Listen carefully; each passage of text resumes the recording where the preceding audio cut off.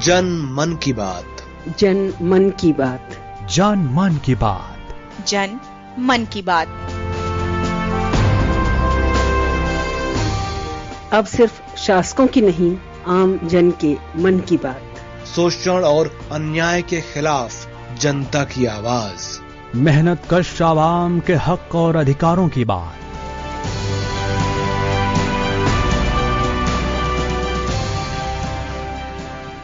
सहकार radio पर जनमन की बात में आज हम बात करेंगे मुकेश असीम जी से, जो कि मुंबई से हैं और देश विदेश के आर्थिक व राजनीतिक मसलों पर लगातार वो पत्रिकाओं में लेखन कार्य करते रहते हैं। भारत में चल रहे किसान आंदोलन पर भी उनके लेख और टिप्पणियां हम पत्रिकाओं और उनकी फेसबुक वॉल पर भी देखते रहते हैं। तो आज किसान आंदोलन के संदर्भ में हम जानेंगे उनके मन की बात। वो फोन पर हमसे जुड़ चुके हैं। मुकेश असीम जी, आपका स्वागत है। धन्यवाद। मुकेश जी, किसान आंदोलन जो कि इस समय देश का सबसे बड़ा मुद्दा बना हुआ है और 1 महीने से भी अधिक समय से ये आंदोलन चल रहा है। देश और विदेशों में भी इसे खूब समर्थन मिल रहा है। कई राज्यों से किसान इस आंदोलन में शामिल हैं। कई वामपंथी संगठन भी आंदोलन को सफल करने में लगे हुए हैं। कुछ संगठनों ने इसके वर्ग चरित्र पर सवाल उठाते हुए इसकी कुछ मांगों के समर्थन की बात भी कही है। और अब तो जो कि हम देख रहे हैं कि सुप्रीम कोर्ट ने एक नई कमेटी भी बना दी है, जो कि अपने अस्तित्व में आने के साथ ही सवालों के घेरे में है। हालांकि कमेटी के 4 सदस्यों में से एक भूपेंद्र सिंह मान जी ने इस विरोध को देखते हुए अपना नाम वापस भी ले लिया है। किसानों ने 26 जनवरी को गणतंत्र दिवस के मौके पर अलग से अपनी एक परेड निकालने की योजना बना रखी है। तो इस सब को देखते हुए आपके मन की बात से हम और हमारे श्रोता अवगत होना चाहेंगे, किस रूप में आप इस आंदोलन को देखते हैं? भारत में 1960-70 के दशक में हरित क्रांति के रूप में पूंजीवादी खेती शुरू हुई। पूंजीवादी खेती अर्थात बाजार में बेचने के लिए माल उत्पादन वाली खेती। निश्चित रूप से शुरू में बाजार के लिए उत्पादन करने पर किसानों के काफी हिस्से को लाभ हुआ। किसान बाजार के प्रति लालायित भी थे। उत्पादन उस समय भारत में, क्योंकि खाद्यान्न उत्पादन आवश्यकता से कम था उस समय, उस दौरान, तो अक्सर जो दाम है बाजार में वो फसल के बाद बढ़ते भी थे कुछ समय बाद। और सरकार ने भी खाद्यान्न उत्पादन को बढ़ावा देने के लिए कुछ राज्यों में खास तौर पर सरकारी खरीद की शुरुआत की थी। इसलिए किसानों को निश्चित रूप से बाजार के लिए खेती का शुरू में लाभ हुआ। लेकिन जल्दी ही किसानों के बड़े हिस्से ने पाया, जो छोटी जोत वाले किसान थे, उन्होंने पहले पाया, जो सीमांत और लघु किसान है, 1 हेक्टेयर से कम वाले सीमांत किसानों और 2 हेक्टेयर से कम वाले लघु किसानों ने पाया कि बाजार में बेचने के लिए उनको जो पूंजी लगानी पड़ती है, कर्ज लेना पड़ता है, बीज, खाद, रसायन, यंत्र सब खरीदने पड़ते हैं, पानी सब खरीदना पड़ता है। उसके बावजूद भी बाजार में गारंटी नहीं है कि उन्हें लाभ होगा।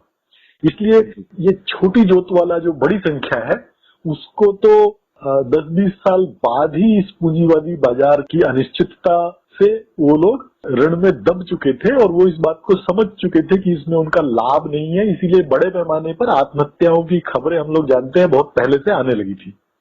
लेकिन फिर भी जो बड़ी जोत वाले किसान हैं, उन लोगों को बहुत समय तक लगता रहा कि ये बाजार उनको लाभ देगा।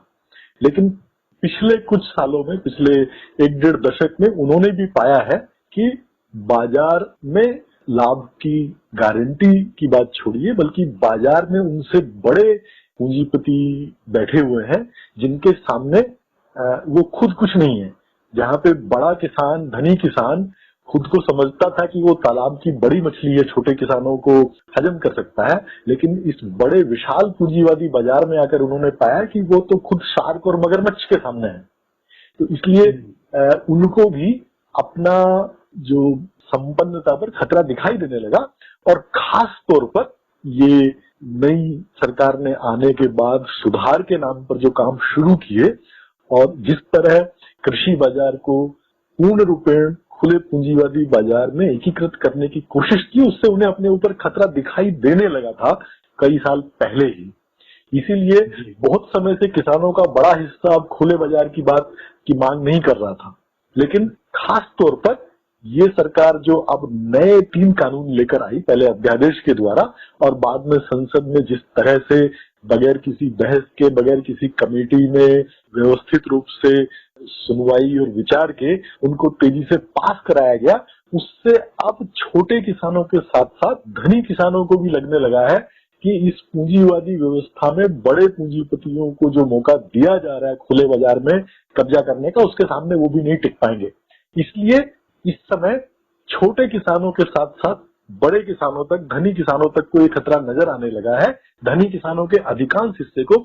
इसीलिए किसानों का, क्योंकि ये किसानों के विभिन्न तबकों को एक साथ ये खतरा नजर आने लगा, इसलिए इतना मजबूत आंदोलन खड़ा हुआ है। इसीलिए वो लोग इतनी मजबूती के साथ लगभग पहले कई महीने तक बाहर आंदोलन चलता रहा और अभी 26 नवंबर से 50 दिन से अधिक से वो लोग दिल्ली के बॉर्डर पर आकर इस ठंड में डटे हुए हैं और उनको पूरे देश के किसानों का अगर शारीरिक समर्थन भी नहीं तो हमदर्दी और समर्थन तो हासिल है ही, और बड़े पैमाने पर जनता का भी समर्थन मिल रहा है। इसके पीछे ये कारण मुझे नजर आता है। जी, सुप्रीम कोर्ट की कमेटी अभी बन चुकी है। ये भी एक सवाल है कि अब ये आंदोलन किस दिशा में आगे जाएगा, इस पे हम बाद में आएंगे। मुझे लगता है उसके पहले हम जो बहुत सारे सवाल हैं किसान आंदोलन से जुड़े हुए, खासकर जो वामपंथी पार्टियां हैं उनके समर्थन और कुछ मुद्दों पे विरोध भी है कुछ संगठनों का। तो एमएसपी के बारे में शुरू से ही ये बात कही जा रही है और अभी भी उस बात पे कुछ संगठन कायम है कि एमएसपी की जो मांग है वो कुलकों की मांग है। थोड़ी सी संख्या में जो ऊपरी स्तर पे सिर्फ 6% किसानों की आबादी का जो हिस्सा है उनके हित की वो मांग है, ये बात उठाई गई। और दूसरी तरफ जो वामपंथी बहुत सारे संगठन हैं वो पूरी तरह से लगे हुए हैं इस आंदोलन को सफल करने में और उनका ये मानना है कि नहीं ये जैसा कि आपने भी कहा कि किसानों का बहुत बड़ी आबादी इस आंदोलन में शामिल है, तो उस आबादी के साथ में वो कंधे से कंधा मिलाकर वो खड़े हैं और इन तीनों किसान विरोधी कानूनों का वो विरोध कर रहे हैं। तो ये जो दो पक्ष एक नजर आते हैं इस आंदोलन में, इसके बारे में आपका क्या कहना है? क्योंकि जो पक्ष इसका समर्थन कर रहा है वो आमतौर पर जो कि वामपंथी मजदूर तबके का प्रतिनिधित्व करते हैं, मजदूर आंदोलन की बात करते हैं, मजदूरों के नेतृत्व में क्रांति की बात करते हैं। तो किसानों के आंदोलन में बढ़ चढ़कर हिस्सा लेना और किसानों की मांगों को उठाना, और वहीं पर हम देख रहे हैं कि जो मजदूरों की, जो खेतीहर मजदूरों की मांगे हैं या जो निचले तबके का किसान है उसकी मांगे कई बार नहीं आ पाती हैं, क्योंकि हम देख रहे हैं कि जो खेती में जो आधारभूत सुधार की बातें हैं वो नहीं दिखाई पड़ रही कहीं पर। खेतीहर मजदूरों की, क्योंकि वो भी खेती से जुड़े हुए लोग हैं, तो निश्चित तौर पर हम उनको अलग, मुझे नहीं लगता कि उनको किया जाना चाहिए। खेतीहर मजदूरों की मजदूरी बढ़ाई जाने की मांग की जानी चाहिए। सब्जियां हैं, फल हैं, इन सब को एमएसपी पर खरीद की मांग नहीं हो रही, अभी भी अनाजों पर ही बात टिकी हुई है। दुग्ध व्यवसाय का बहुत बड़ी मात्रा में हमारे देश के किसान दुग्ध व्यवसाय में भी लगे हुए हैं। ये सारी मांगे नहीं आ रही हैं। तो ये दो पक्ष हैं, इन दोनों को देखते हुए आपको क्या लगता है कि इनको अपनी स्थिति पर पुनर्विचार नहीं करना चाहिए और इस आंदोलन को सर्वहारा वर्ग के हितों को देखते हुए इसमें कुछ हस्तक्षेप नहीं करना चाहिए? आपको क्या लगता है?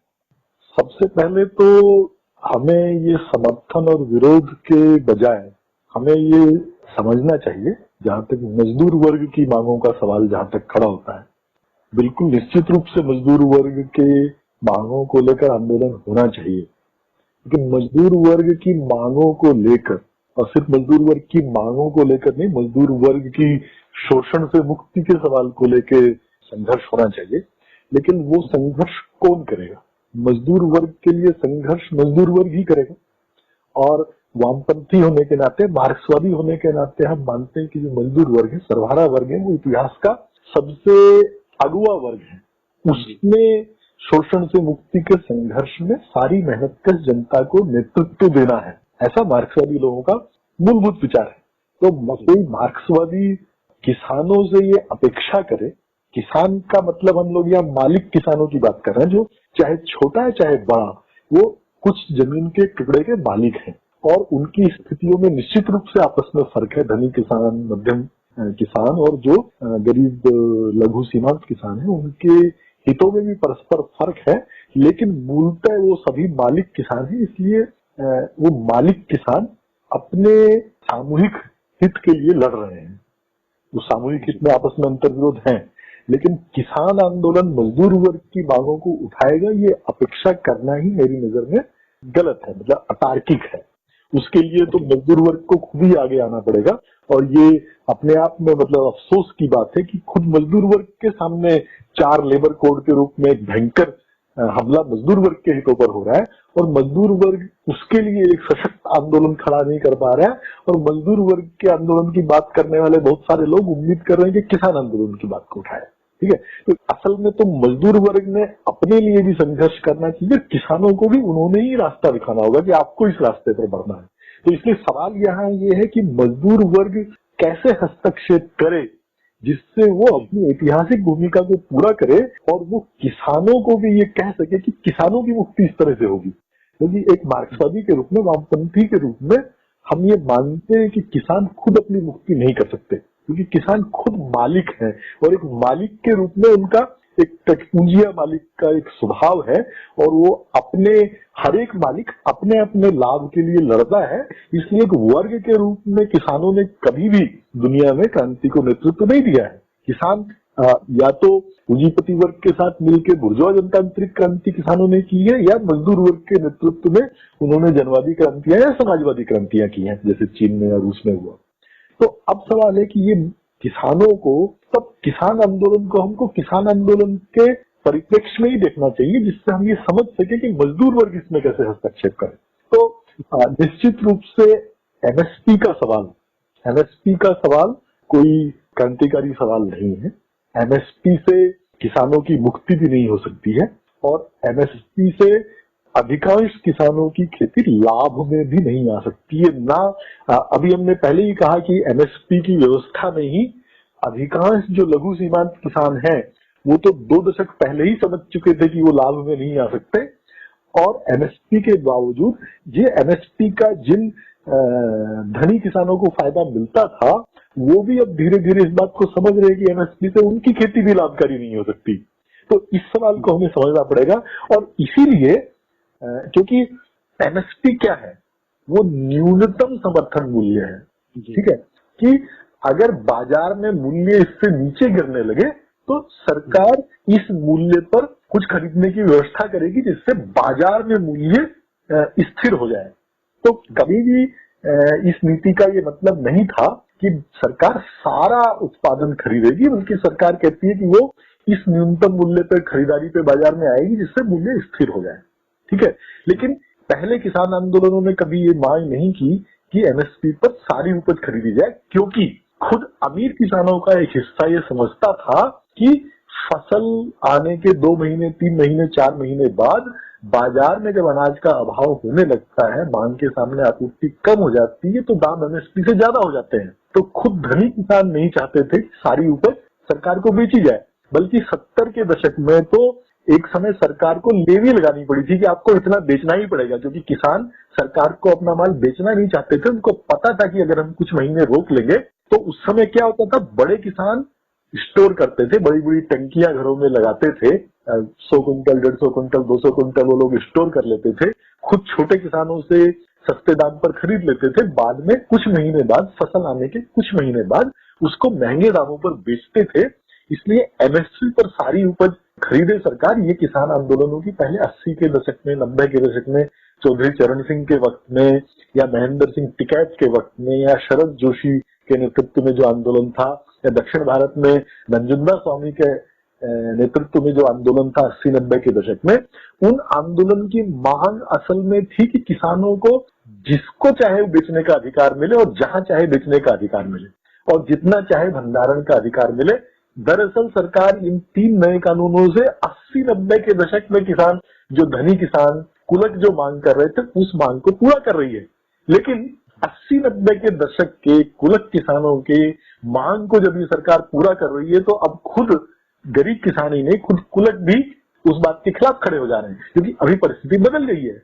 अभी खेती में जो पूंजीवाद में जो हम मार्क्स ने जिसको बताया था, अति उत्पादन की स्थिति है।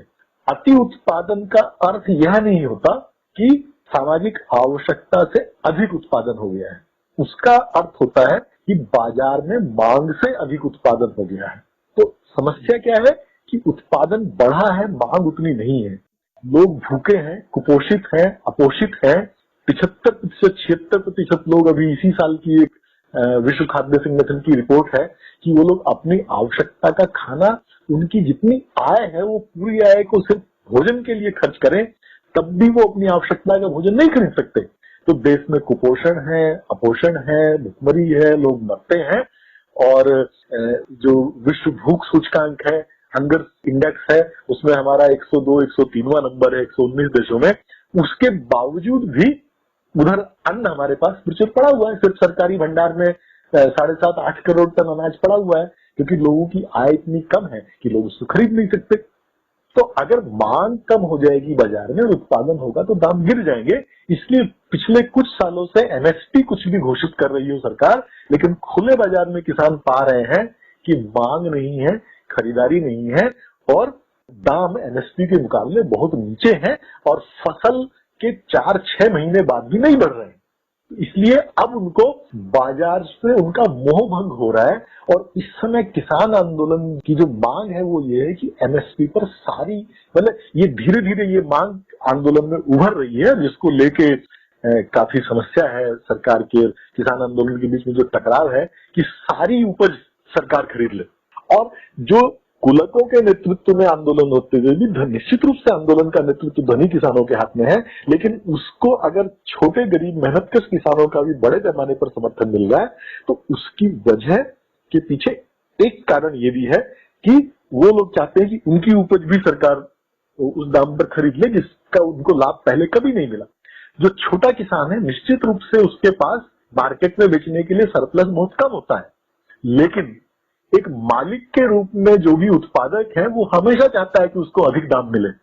इसलिए जो छोटा किसान है, जिसके पास बहुत थोड़ी मात्रा में सरप्लस है बाजार में बेचने के लिए, वो भी चाहता है कि एमएसपी पर उसका भी अनाज बिक जाए। इसलिए धनी किसानों के नेतृत्व वाले आंदोलन में बड़े पैमाने पर लघु और सीमांत किसान भी शामिल हो गए हैं। और यही वजह है कि इस आंदोलन का नेतृत्व जो हो सकता था सरकार से समझौता कर लेता, उसको समझौता करने में अब दिक्कत आ रही है।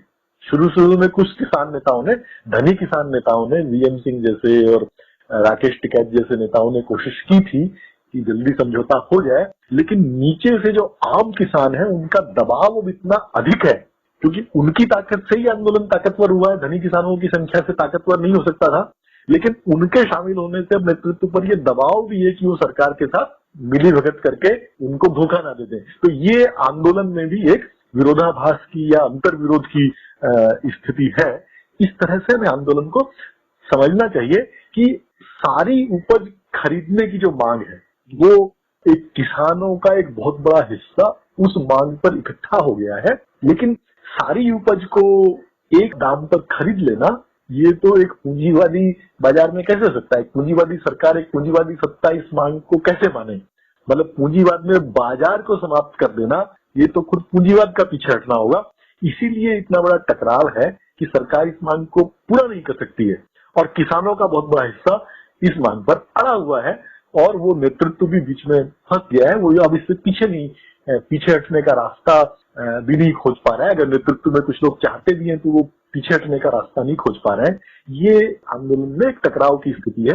लेकिन यहीं से मजदूर वर्ग के लिए, अगर मजदूर वर्ग वास्तव में एक क्रांतिकारी पार्टी के रूप में संगठित होता देश भर के पैमाने पर, तो यहीं पे उसके लिए हस्तक्षेप का भी रास्ता भी यहीं से बनता है।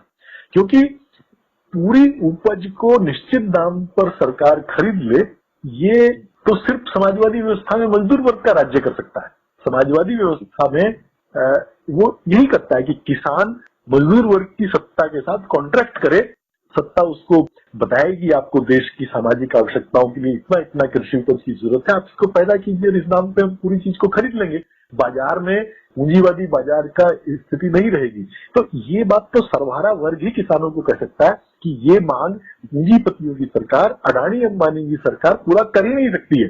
तब अडानी अंबानी को प्रॉफिट कैसे होगा अगर इस मांग को ये सरकार मान लेगी। तो ये मांग सिर्फ मजदूर वर्ग पूरी कर सकता है। तो मजदूर वर्ग अगर एक ताकत के साथ इस बात को कह सकता है किसानों से, तब मजदूर वर्ग के नेतृत्व में ये पूंजीवाद के खिलाफ आंदोलन बन सकता है। निश्चित रूप से आज ऐसी स्थिति नहीं है, मजदूर वर्ग भी बिखराव की स्थिति में है, उनके बीच एकता नहीं है, इस तरह की कोई चेतना नहीं है, एक संगठित रूप में, एक संगठित नेतृत्व के रूप में आंदोलन करने की क्षमता नहीं है। इसलिए मजदूर वर्ग ये कह नहीं पा रहा है, कह पाने की स्थिति में नहीं है, और मजदूर वर्ग के जो तमाम वामपंथी संगठन है वो सिर्फ आंदोलन को समर्थन की रस्म अदायगी तक रह जा रहे हैं, उसको वास्तव में क्रांतिकारी दिशा दे पाने में समर्थ नहीं हो रहे हैं, ऐसा मेरा मानना है। जी, क्या आपको क्या लगता है मुकेश जी कि क्योंकि हम देख रहे हैं कि जिस तरह से आपने कहा एमएसपी की मांग का मान पाना, या अगर ये होगा तो जैसा कि हमने पिछले चर्चाओं में भी बात की कि ये पूरी तरह तो लागू होना संभव नहीं लग रहा है कि पूरी उपज खरीद ली जाए, तो कुछ राज्यों को ही दिया जाएगा, या किस तरह का समझौता होगा, इस पे आपकी क्या आपको लगता है? और दूसरी बात यह है कि अगर ये दोनों चीजें हैं, आंदोलन अगर तीनों कानूनों को वापस ले लिया जाता है, आंदोलन जीतता है, तो क्या स्थितियां बदल सकती हैं? क्योंकि हम पहले से देख रहे हैं जब ये कानून नहीं थे, अगर हम तब से और इस आंदोलन के बाद की स्थितियों की तुलना करें तो कोई ज्यादा फर्क नहीं समझ में आएगा। जो मुझे लगता है, जैसा कि हम एमएसपी पे देख रहे हैं कि कोई विशेष परिवर्तन आने की स्थिति नहीं है, थोड़ा बहुत बदलाव आ सकता है। तो क्या किसानों की जो आत्महत्याएं थी रुक पाएंगी?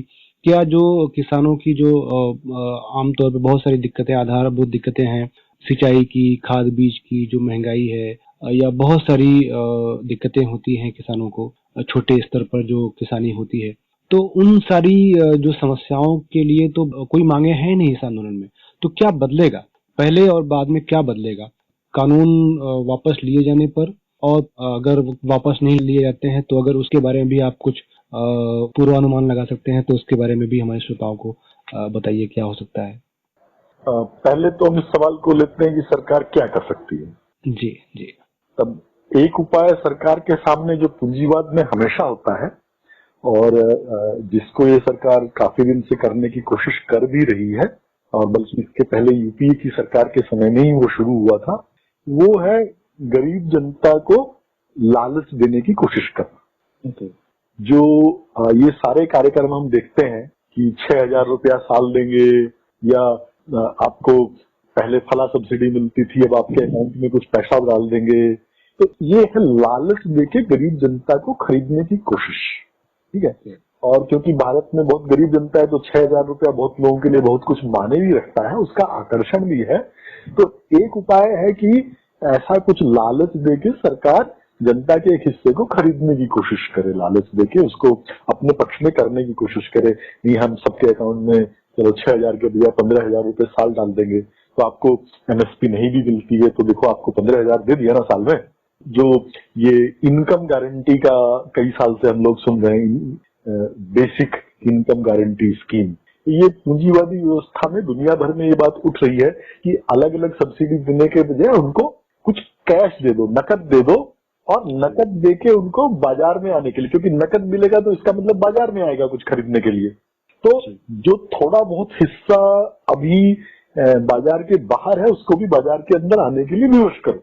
ठीक है, लालच देके, विवश करना मतलब जबरदस्ती नहीं, बल्कि लालच देके आपको 15,000 रुपए आपके खाते में डाल देंगे, आप जो मर्जी है खरीद लो, तो आप ये कानून के लिए क्यों लड़ते हो? तो एक उपाय ये रहता है। ऐसा बहुत सारे जो पूंजीवादी विशेषज्ञ हैं, आर्थिक विशेषज्ञ हैं, वो सरकार को ऐसा राय दे भी रहे हैं कि किसानों को, क्योंकि ये वो लोग कह रहे हैं कि ये सुधार बहुत अच्छे हैं और ये सुधार बहुत जरूरी है, लेकिन इस सुधारों से क्योंकि किसानों का बड़ा हिस्सा असुरक्षित महसूस कर रहा है, तो इसलिए किसानों को कुछ आय गारंटी का स्कीम दे दो, और उससे किसान लोग संतुष्ट हो जाएंगे कि ठीक है, हमको साल में 15,000 रुपया, 20,000, 30,000, 30,000 भी दे दो, या पर हेक्टेयर कुछ दे दो, तो जिसके पास जितनी ज्यादा जमीन है उसको उतना ज्यादा मिलेगा। तो उससे किसानों का एक हिस्सा संतुष्ट होकर आंदोलन से पीछे हट सकता है। ऐसा एक विकल्प बहुत सारे बुर्जुआ जो विशेषज्ञ हैं वो लोग सरकार को सुझा रहे हैं। एक ये है। दूसरा है कि सरकार वापस ले ले 3 कानूनों को। उसमें बाधा है कि मोदी ने अपना जो एक छवि बनाई है फासिस्ट सुपरमैन की, उसमें बाधा पड़ती है कि मोदी जी तो कभी पीछे हटते नहीं है, उस वजह से वो एक बाधा है। तीसरा रास्ता उसके सामने दमन का विकल्प है, जिसको हम बीच बीच में होते देखते हैं कि कभी ये सिख फॉर जस्टिस के नाम पे, खालिस्तान के नाम पर, किसी नाम पे अभी कल इतने सारे लोगों को एनआईए ने नोटिस भेजे हैं, तो इसमें कुछ ये आतंकवाद का, राष्ट्रीय सुरक्षा का खतरा बता के दमन की गुंजाइश करना, या सुप्रीम कोर्ट से एक विकल्प है कि सुप्रीम कोर्ट से आदेश करा ले कि नहीं, अभी हमने तो रोक दिया है इसलिए अभी किसान आंदोलन नहीं कर सकते, सुप्रीम कोर्ट आदेश दे दे और उस बहाने से सरकार इसको बलपूर्वक हटाने के लिए बाकी देश की जनता का समर्थन हासिल कर ले कि भाई जब सुप्रीम कोर्ट इस पर विचार करता है तो आप हट जाओ। तो ये 3-4 विकल्प है। अभी हम नहीं कह सकते हैं कि कौन से तरफ आंदोलन और सरकार का टकराव जाएगा, ये अभी हमें देखना बाकी है। ये एक पक्ष है। दूसरा पक्ष है कि क्या सरकार 3 कानूनों को वापस ले ले तो तब क्या होगा।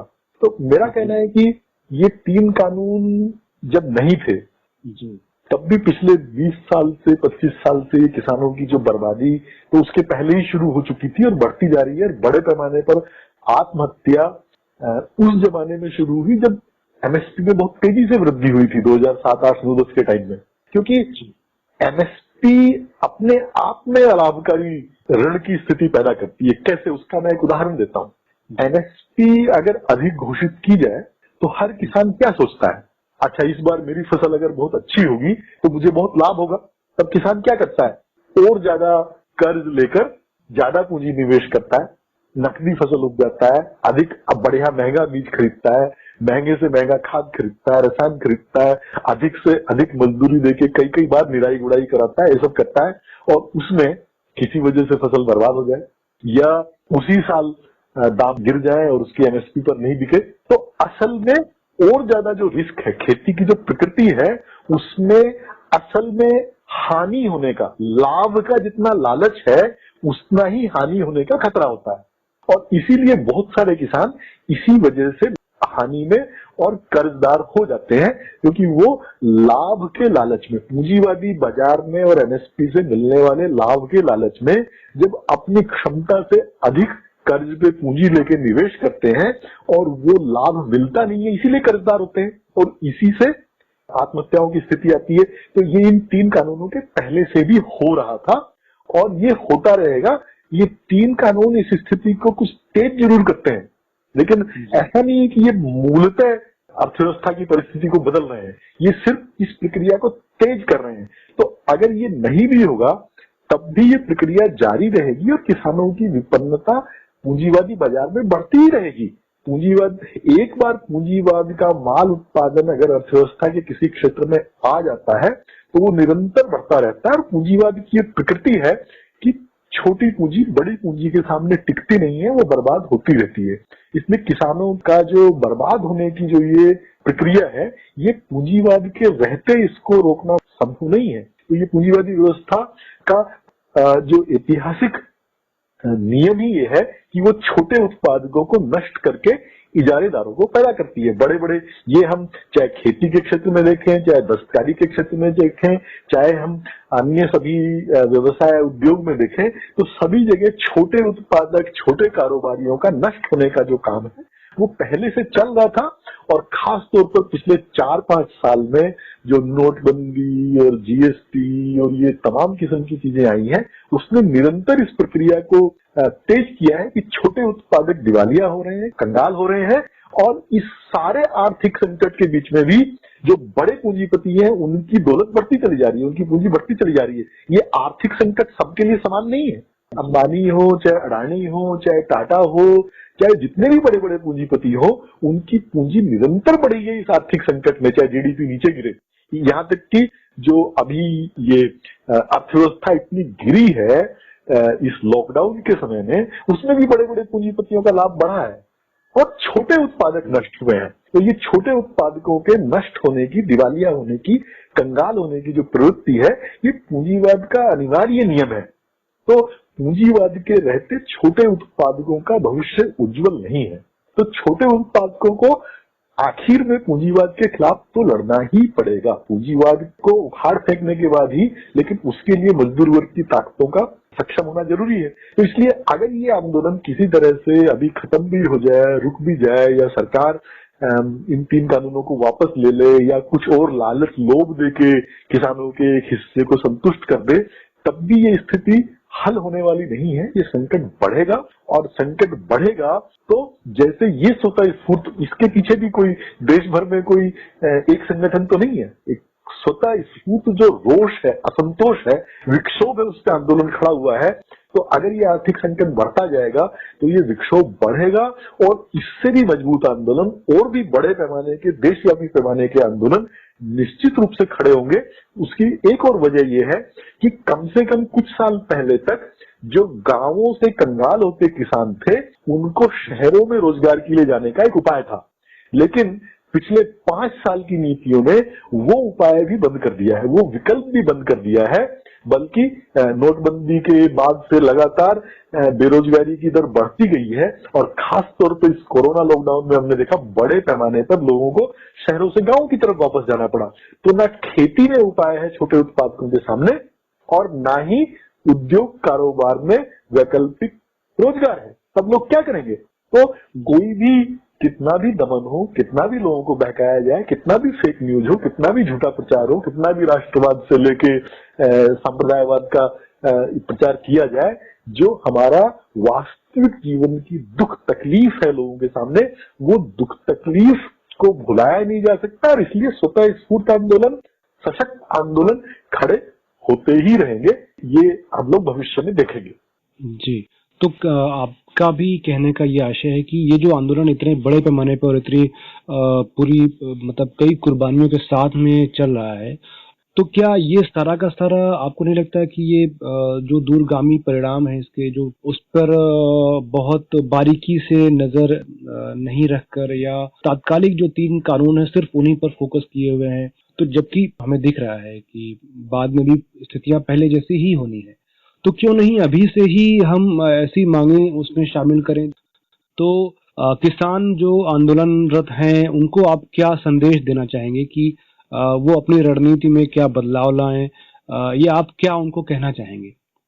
नहीं, मेरा कहना है कि किसान तो आंदोलनरत हैं, और आंदोलन से बड़ी राजनीतिक शिक्षा का स्कूल दूसरा कोई नहीं है। आंदोलन और संघर्ष ये जनता की शिक्षा के सबसे बड़े माध्यम है। तो अपने आंदोलन और संघर्ष जो किसान कर रहे हैं और बहादुरी से कर रहे हैं, ये इनको भारतीय जो व्यवस्था है, आर्थिक राजनीतिक व्यवस्था है, पूंजीवाद है, इसके बारे में सबसे बड़ी शिक्षा ये उनके अपने संघर्षों से ही उन्हें मिलने वाली है कि ये जो तथाकथित पूंजीवादी जनतंत्र है, ये जनता का शासन नहीं है, ये पूंजीपतियों का शासन है।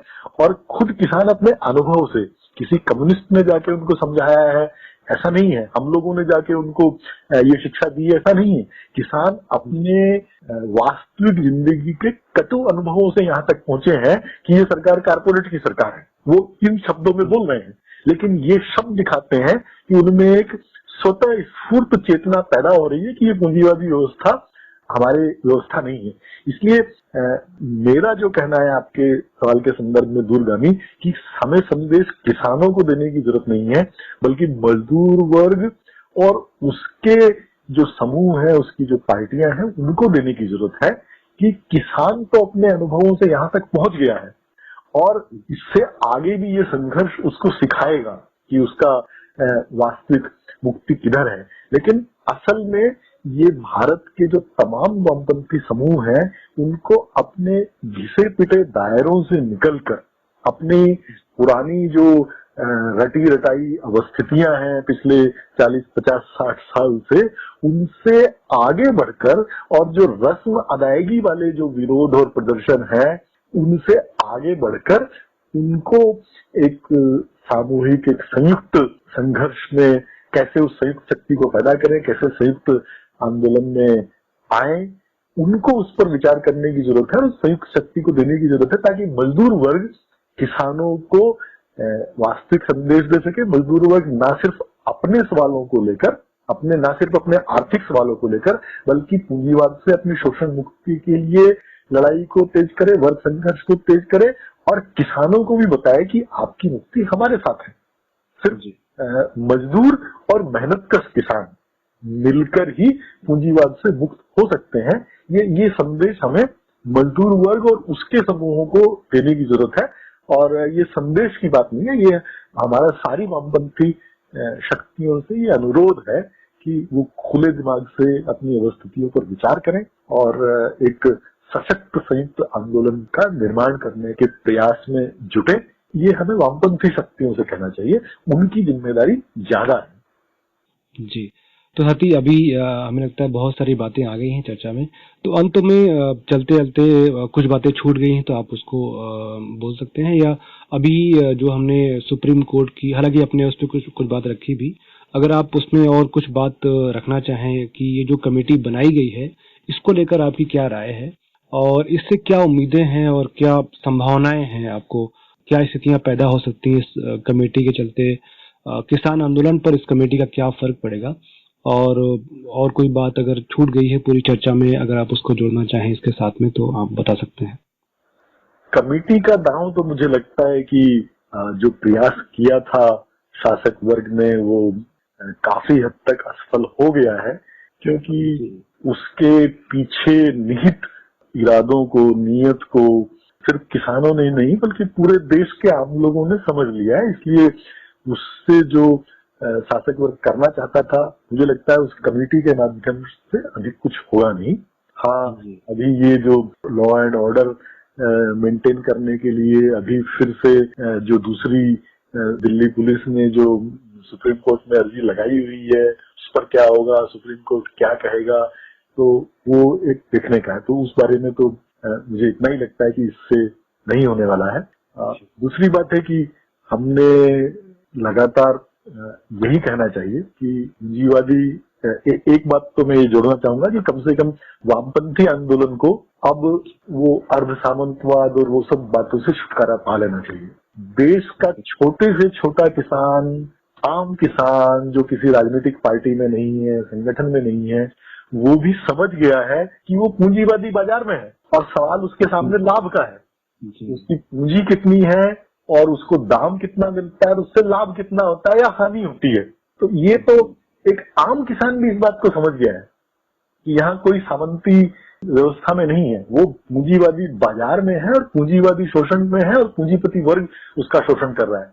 इसलिए वो सामंतवाद, अर्ध सामंतवाद और कितने परसेंट सामंतवाद है, कितने परसेंट पूंजीवाद है, उससे कम से कम वामपंथी आंदोलन को मुक्त हो जाना चाहिए और हम जिस व्यवस्था में हैं उसका गंभीरता से विश्लेषण करते हुए उसके अनुसार अपनी रणनीति, रणकौशल को सही से विचार करते हुए तय करना चाहिए। ये कम से कम हमें अब सारी वामपंथी शक्तियों से ये उम्मीद करनी चाहिए कि हम आम जनता से भी पीछे रहेंगे क्या चेतना में, सामंतवाद की बात करते हुए। तो ये इतना मेरा सभी वामपंथी शक्तियों से अनुरोध है कि वो पुनर्विचार करें। सामंतवाद की चर्चा आप छोड़े, हम लोग पूंजीवाद में हैं और ये भारत का एकाधिकारी पूंजीपति वर्ग है जो हमारे सामने, इस देश की तमाम मेहनत के जनता के सामने शोषक के रूप में खड़ा हुआ है। उससे मुक्त होने की रणनीति और रणकौशल पर हमें विचार करना चाहिए। जी, बहुत बहुत शुक्रिया मुकेश हसन जी, हमारे श्रोताओं को आपने बहुत सारी बातें बताई। चर्चा बहुत सारे पहलुओं पे हुई, इस आंदोलन के बहुत सारे पहलुओं पे, तो मुझे लगता है इससे हमारे श्रोताओं को बहुत लाभ मिलेगा। आप हमसे बात की आपने, आपका बहुत बहुत शुक्रिया। बहुत बहुत धन्यवाद मौका देने के लिए। जी शुक्रिया।